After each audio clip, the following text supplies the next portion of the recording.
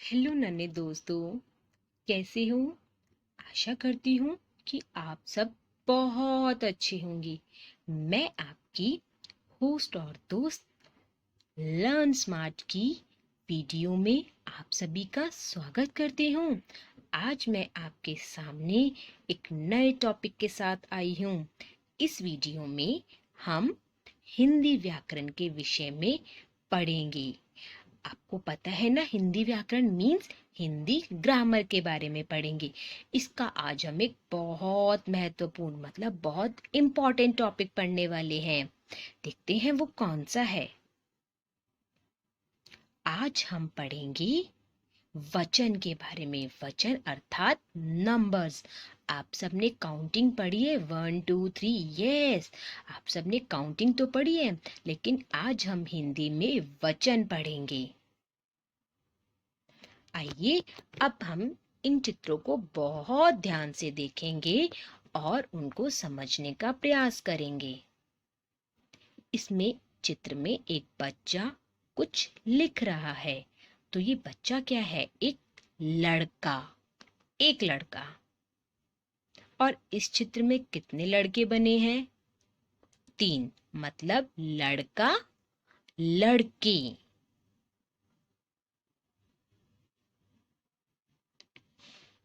कितनी चीजें हैं? एक।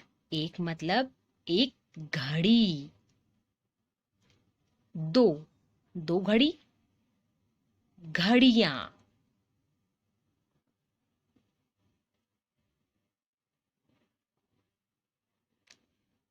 किताब है, एक बुक है। ये एक है या एक से ज्यादा है? एक है, तो अर्थात पुस्तक। एक से ज्यादा है, 1 2 3, तो इसको क्या बोलेंगे? 3 पुस्तक? नो, पुस्तकें। आंख, एक आंख है। और जब दो आंख बोलते हैं तो दो आंख बोलते हैं? नो, आंखें।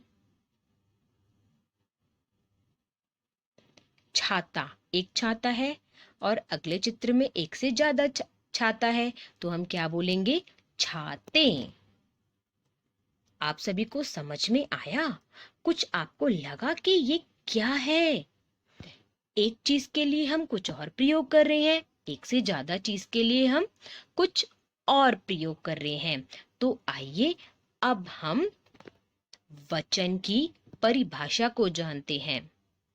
शब्द के जिस रूप से उसके एक अथवा अनेक होने का बोध हो उसे वचन कहते हैं।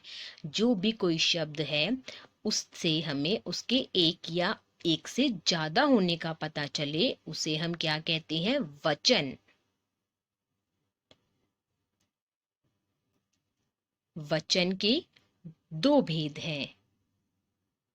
पहला भेद एक वचन, दूसरा भेद बहुवचन। आइए अब हम इनके बारे में और जानते हैं कि एक वचन क्या होता है और बहुवचन क्या होता है।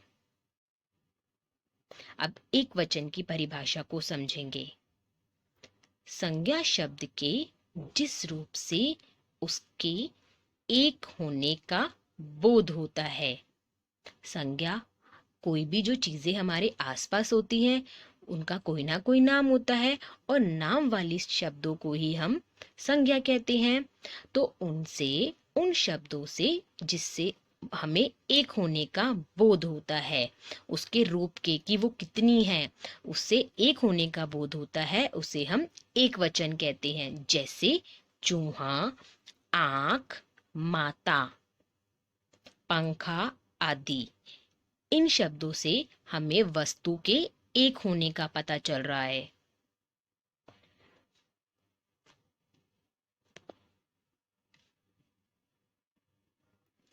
अब हम बहुवचन के बारे में समझेंगे। संज्ञा शब्द के जिस रूप से उसके एक से अधिक होने का बोध होता है, मतलब जो भी चीज हमारे आसपास है, जो भी शब्द है, उससे हमें उसके एक से अधिक मतलब एक से ज्यादा होने का पता चलता है, उसे बहुवचन कहते हैं।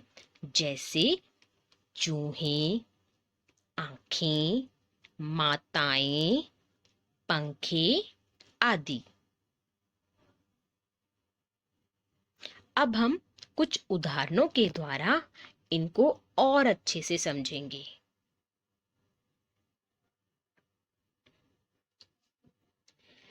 एकवचन और बहुवचन। एकवचन अर्थात एक, बहुवचन मतलब एक से ज्यादा। पत्ता, बहुवचन में पत्ते। बेटा, बेटे। तिनका, तिनके। बहन, बहनें। तस्वीर, तस्वीरें। ऋतु, ऋतुएं। बच्चा, बच्चे। कपड़ा, कपड़े। बात, बातें। एक वचन से हमें वस्तु के या कोई भी जो शब्द है उससे एक होने का पता चल रहा है। बात मतलब किसी एक बात के बारे में बात कर रहे हैं। बहुवचन मतलब बहुत सारी चीजों के बारे में, बहुत सारी बातों के बारे में बात कर रहे हैं। अब आपको पता है, इनको पढ़ने के लिए, इनको समझने के लिए, बहुवचन में बदलने के लिए हमें कुछ नियमों का ध्यान रखना पड़ता है। तो आइए अब हम समझते हैं कि जब कोई शब्द एक वचन में होता है, उसको अगर हम बहुवचन में बदलते हैं तो उसके लिए हमें कौन से नियम का, कौन से रूल को ध्यान में रखना पड़ता है। अब हम पढ़ेंगे नियम 1। अंत में अ के स्थान पर ए हो जाता है, अर्थात जो भी शब्द का अंत अ से हो रहा है उसके स्थान पर ए हो जाएगा। आइए अब हम इसके उदाहरणों के द्वारा अच्छे से समझेंगे। एक वचन को बहुवचन में कैसे बदलेंगे। बात, बात त, त के अंत में अ से हो रहा है तो बात, बातें। पुस्तक, पुस्तकें। बहन, बहनें। और ध्यान रखेंगे कि अनुस्वार जरूर लगेगा, मात्रा के बाद अनुस्वार जरूर लगेगा। नहर, नहरें। किरण, किरणें। याद, यादें। सड़क, सड़कें।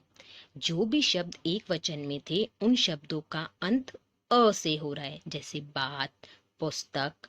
इन शब्दों का अंत अ से हो रहा है, लेकिन जब हम उनको बहुवचन में बदलेंगे तो वो क्या बन जाएंगे, ए की मात्रा और अनुस्वार। आइए अब हम नियम 2 को पढ़ते हैं और समझते हैं। अंत में आ के स्थान पर ए हो जाता है, आ के स्थान पर ए हो जाता है। आइए कुछ उदाहरणों के द्वारा समझते हैं। एक वचन को बहुवचन में कैसे बदलेंगे। बेटा, बेटे। पंखा, पंखे। इन शब्दों का अंत आ की मात्रा से हो रहा है, उनको बहुवचन में ए से हो जाएगा। कमरा, कमरे। पत्ता, पत्ते। आइए कुछ और उन उदाहरणों द्वारा समझते हैं।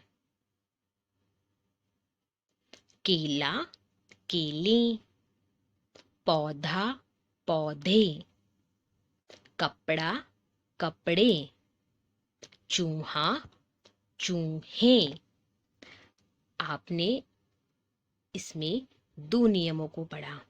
जब शब्द का अंत अ से होता है और शब्द का अंत आ से होता है तो हमें किन बातों का ध्यान रखना चाहिए। और वचन के हमने 2 भेद पढ़े, एक वचन, बहुवचन। आशा करती हूँ कि आपको अच्छे से समझ में आया होगा कि वचन क्या होते हैं, कितने होते हैं और किस तरीके से हम उनका नियमों में बदलाव करके उनको समझते हैं। तो लीजिए, आज का हमारा विषय यहीं समाप्त होता है।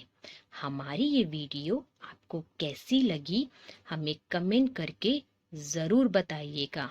लर्न स्मार्ट से जुड़े रहने के लिए चैनल को सब्सक्राइब करना ना भूलें। वीडियो को लाइक और शेयर ज़रूर करिए और कोई भी अगर आपको क्वेरी है तो सजेशन या कमेंट करके हमें ज़रूर बताइएगा। आप हमसे फेसबुक, इंस्टाग्राम और टेलीग्राम पेज के माध्यम से भी जुड़ सकते हैं।